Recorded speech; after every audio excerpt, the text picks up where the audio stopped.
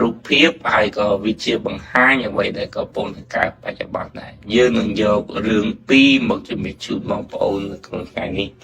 គឺទីមួយតើតើជាមួយនឹងការវិភាគរបស់លោក Brett Dolly ដែលនិយាយអំពីការធ្លាក់ចុះនៃតម្លៃមាសហើយនិយាយអំពីសេដ្ឋកិច្ចរបស់សហរដ្ឋអាមេរិកប្រៀបធៀបគ្នាថាសហរដ្ឋអាមេរិកនឹងមិនអាចទ្រាំទ្រយូរអំពីស្ថិរភាពនៃបញ្ហាបានទេហើយតម្លៃមាសនៅថ្ងៃអនាគតអាចនឹងមានការកើនឡើងមកវិញតាមអត្តពលនៃសេដ្ឋកិច្ចរបស់សហរដ្ឋអាមេរិកជារឿងដែលធ្លាប់បានកើតឡើងនៅក្នុងឆ្នាំ2021 22 និង 23ប៉ុន្តែមុនបន្តទៅដល់រឿងរ៉ាវនេះយើងទៅនិយាយអំពីព័ត៌មានមួយសំខាន់ដែលមិនគួរមើលរំលងបានគឺប្រទេសចិនដែលយើងដឹងហើយថានៅថ្ងៃទី24នៅក្នុងខែកក្កដានេះការជួញដូរមាសតាមរយៈប្រព័ន្ធ Forex ឬក៏ទិញតាម broker សម្រាប់ទីផ្សារហាងឆេងមាសនៅថ្ងៃអនាគតឬក៏ ETF នឹងត្រូវបានបិទឬក៏កំណត់កូតានៅចំនួនដែលពលរដ្ឋចិនអាចប្រើប្រាស់ក្នុងការទិញបាននិងបិទការ leverage ការដំឡើងបំប៉ោងតម្លៃលុយក្នុងការជួញដូរមាសអញ្ចឹងទីផ្សារហ្នឹងក៏វាទៅជាបញ្ហាមួយសម្រាប់ការជួញដូរដែលយើងអាចឃើញថាសម្ពាធនៃលុយចូលទៅក្នុងប្រព័ន្ធ Forex ឬក៏ ETF ដែលអ្នកខ្លះក៏ចូលចិត្ត trade ហ្នឹងវាបាត់បង់បិទ position ឥឡូវបច្ចុប្បន្ននេះគឺចិនបន្ថែមទៅទៀតតែទៅជាមួយនឹងការត្រួតពិនិត្យទៅលើការនាំចូលមាសដែលបច្ចុប្បន្ននេះប្រទេសចិនយើងអត់យល់ឃើញថាប្រព័ន្ធនៃការត្រួតពិនិត្យតាមរយៈការនាំចូលមាសដែលនាំចូលមាសដុំតែម្ដងចូលឬក៏មាសរូបវ័ន្តចូលទៅក្នុងប្រទេសចិនហ្នឹងវាចាស់កំព្រើចិនចង់បានប្រព័ន្ធនាំចូលថ្មីដែលអាចធ្វើឲ្យមន្ត្រីគយរបស់ប្រទេសចិននឹងខ្លាចទៅជាបុគ្គលចម្បងឬក៏ស្ថាប័នចម្បងក្នុងការគ្រប់គ្រងទៅលើការនាំចូលរូបវ័ន្តមានរូបវ័ន្តចូលនៅក្នុងប្រទេសហើយក៏ចង់ឲ្យវាមាននីតិវិធីស្រួលជាមុនសាមញ្ញជាមុនដោយមិនចាំបាច់មានការទទួលខុសត្រូវពីធនាគារកណ្ដាលរបស់ប្រទេសចិនទេបន្ទាប់ពីរបាយការណ៍នៃការនាំចូលមាសរបស់ប្រទេសចិនវាមានភាពស្មុគស្មាញនិងមិនអាចគ្រប់គ្រងបានពីព្រោះអ្នកនាំចូលមាសនៅក្នុងប្រទេសចិនមិនមែនត្រឹមតែជាធនាគារកណ្ដាលទេរួមជាមួយនឹងអ្នកនាំចូលទៅចែកចាយបន្តផងដែរតែរបាយការណ៍ចុងក្រោយនៅក្នុងខែឧសភានោះការនាំចូលមាសបានកើនឡើងរហូតដល់ទៅ163តោននៅក្នុងឆ្នាំ2021វាជារបាយការណ៍ខ្ពស់បំផុតរាប់តាំងពីឆ្នាំ2024ហើយនៅក្នុងឆ្នាំ2024នោះមានតែខែមីនាទេដែលចិននាំមាសធំច្រើនជាងគេតែបច្ចុប្បន្ននេះគ្រាន់តែខែឧសភាមួយគឺនាំចូលរហូតដល់ទៅ163តោនការនាំចូលហ្នឹងមិនមែនតែទិញតាមរយៈធនាគារកណ្ដាលទេសូម្បីតែក្នុងវិស័យឯកជនរបស់ប្រទេសចិននិងការជួញដូរនៅក្នុងហាងឆេងរបស់ប្រទេសចិនក៏មានតម្រូវការទៅលើមាសដុំច្រើនកើនឡើងច្រើនបើទោះបីជាតម្រូវការនៅគ្រឿងអលង្ការហ្នឹងធ្លាក់ចុះក៏ដោយបើប្រៀបធៀបគិតពីដើមឆ្នាំហ្នឹងគឺវាមានការកើនឡើងរហូតដល់ទៅ76%ក្នុងតួលេខខែឧសភាប្រៀបធៀបជាមួយនឹងបណ្ដាខែផ្សេងទៀតបើយើងពិនិត្យមើលទៅលើគោលនយោបាយនេះគឺជាគោលនយោបាយដែលមានសញ្ញាវិជ្ជមានល្អសម្រាប់តម្លៃមាសប្រទេសចិនមានការរដ្ឋបတ်តេតិនជាមួយនឹង ETF ឬក៏ Forex ដើម្បីការពារការដួលរលំឬការខាតបង់នៃទ្រព្យសម្បត្តិរបស់ពលរដ្ឋ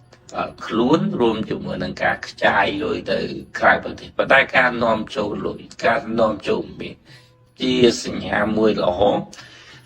ពលរដ្ឋរបស់ប្រទេសចិនអាចទិញឬក៏ទុកដាក់មាសដុំតាមចំនួនដែលខ្លួនចង់បានក៏វាជាផ្នែកមួយសម្រាប់រដ្ឋាភិបាលដែរដែលចង់ឲ្យមានការស្តុកទុកមាសនៅក្នុងប្រទេសខ្លួនបានច្រើន បច្ចុប្បន្ននេះតម្លៃមាសនៅក្នុងទីផ្សាររបស់ប្រទេសចិនមានការលក់លើសពីតម្លៃមាសអន្តរជាតិបើទោះបីជាទីផ្សារមាសធ្លាក់ដាំក្បាលចុះពីតម្លៃ$5,300ក៏ដោយនៅក្នុងមួយអោនយើងមានសញ្ញាល្អពីប្រទេសចិនតាមរយៈការផ្លាស់ប្ដូរគោលយោថ្មី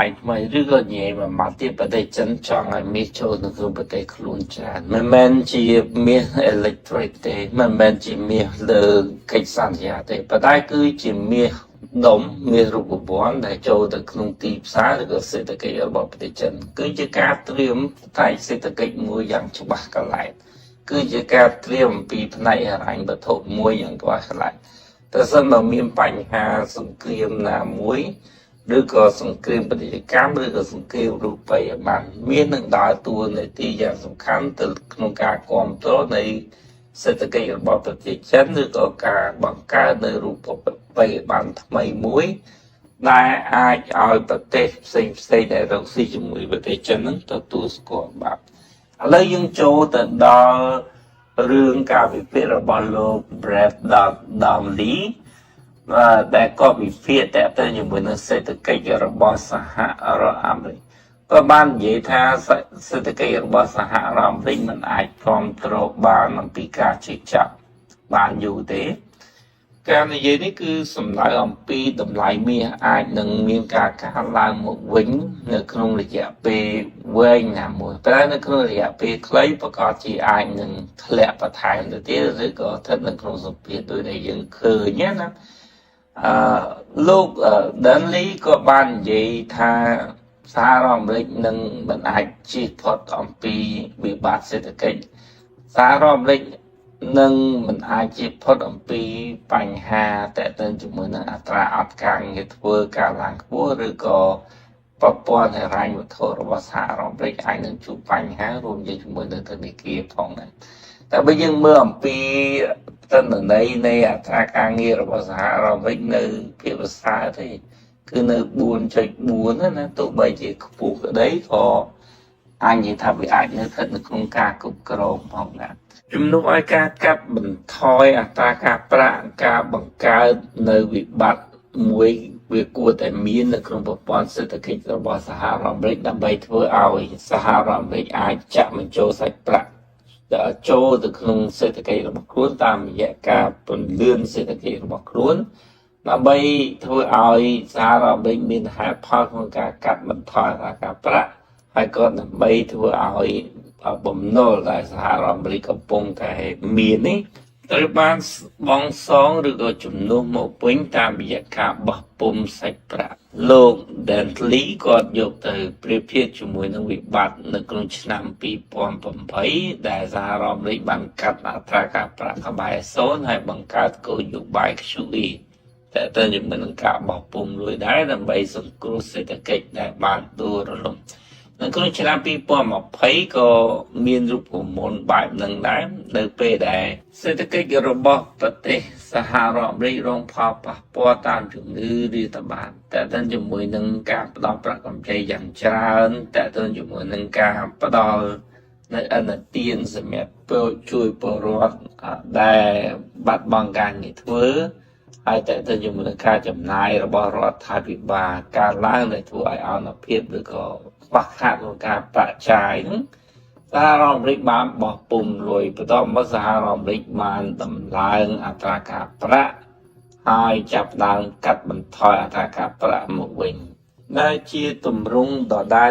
ខណៈដែលសហរដ្ឋអាមេរិកមិនទាន់ងើបចេញអំពីវិបត្តិទេនៅក្នុងឆ្នាំ2023ក៏ឃើញមានវិបត្តិតាក់ទងជាមួយនឹងធនាគារឬក៏វិបត្តិប្រព័ន្ធហិរញ្ញវត្ថុរបស់សហរដ្ឋអាមេរិកនៅក្នុងឆ្នាំ2026គេយល់ឃើញថាសហរដ្ឋអាមេរិកកំពុងតែប្រឈមជាមួយនឹងវិបត្តិបំណុលរហូតដល់ទៅ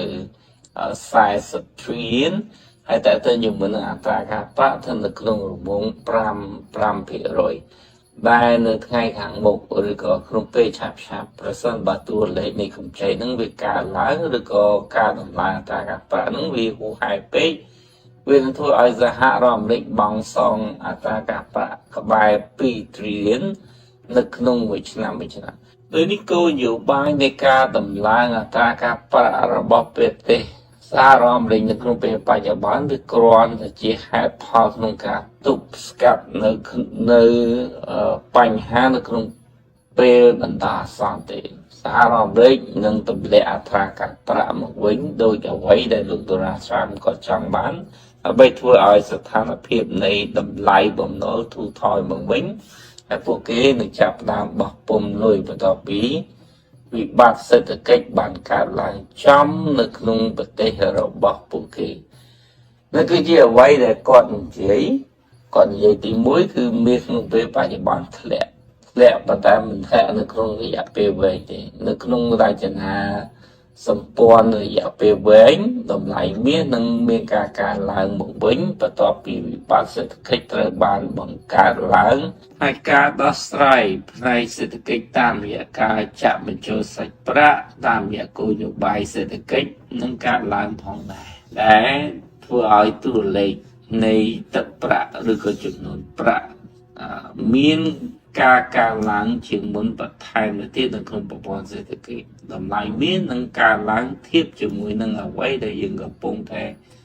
ឃើញនៅក្នុងពេលបច្ចុប្បន្ន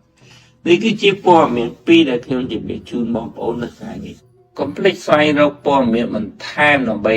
ឲ្យទទួលបាននៅភាពពេញលេញនៃព័ត៌មានសម្រាប់ការសន្សំមាសនៅក្នុងរយៈពេលវែងត្រូវបានអ្នកវិភាគទូទៅមួយចំនួនយល់ថាវាគឺជាឱកាសនៅក្នុងពេលបច្ចុប្បន្នដែលល្អសម្រាប់អ្នកដែលគាត់វិនិយោគទៅលើការសន្សំនៅក្នុងរយៈពេលវែងសូមអរគុណសូមជម្រាបលា